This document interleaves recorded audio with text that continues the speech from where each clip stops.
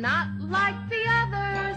One of these things doesn't belong. Can you tell which thing is not like the others before I finish my song? It should have ended with Logan. Logan was a film that not only sent off the Fox era of X-Men, but is, in my opinion, the best superhero movie of all time. Logan was a film that was fought for by everyone who was involved. But Fox got greedy.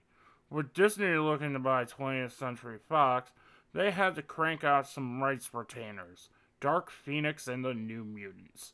So let's address the big elephant in the room.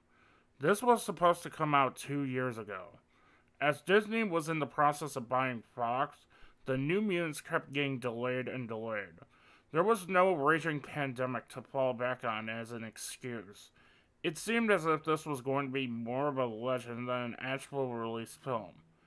And then on August 28th, 2020, the New Mutants finally debuted in theaters.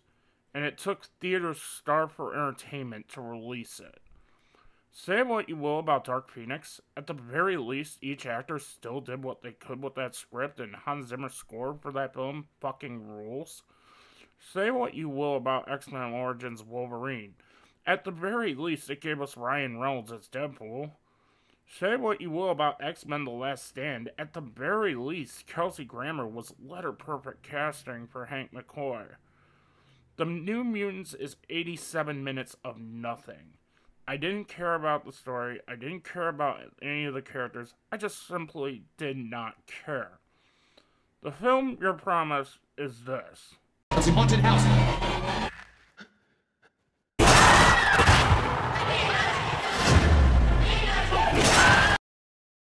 The film we got instead is this. Yesterday I asked you to think about the first time your mutation manifested. Liana? The thing is, this could have been great if you gave this to a horror filmmaker, not the guy who directed The Fault in Our Fucking Stars. Yes, I'm well aware I spent 17 minutes praising Doom Patrol, a show that is primarily focused on group therapy, but comparing Doom Patrol to the New Mutants is like comparing a Ferrari to a bicycle, because Doom Patrol is very upfront about how damaged those characters are. Then you have casting choices in which it felt like studio executives threw darts at young, focus group-approved actors from premium cable shows. Nothing about this casting worked for me. Anya Taylor-Joy is overacting to the extreme that it took me out of the film. Maisie Williams is also a victim of overacting. Yes, Maisie, more Scottish brogue. Please bring out more Scottish brogue. The main character of this film, Danny Moonstar, is just such a blank slate of nothing. Every line is delivered in a flat monotone. On a side note, is it written into M. Beach's contract that every super film he appears in, he gets killed off to advance the story? Going back to Danny Moonblood, there is a forced relationship between Rain and Danny. One of my favorite films of this year was a film centered around a forbidden lesbian relationship. Danny and Rain are no Marianne and Eloise. They have zero chemistry together. Then we get to the big third act fight scene.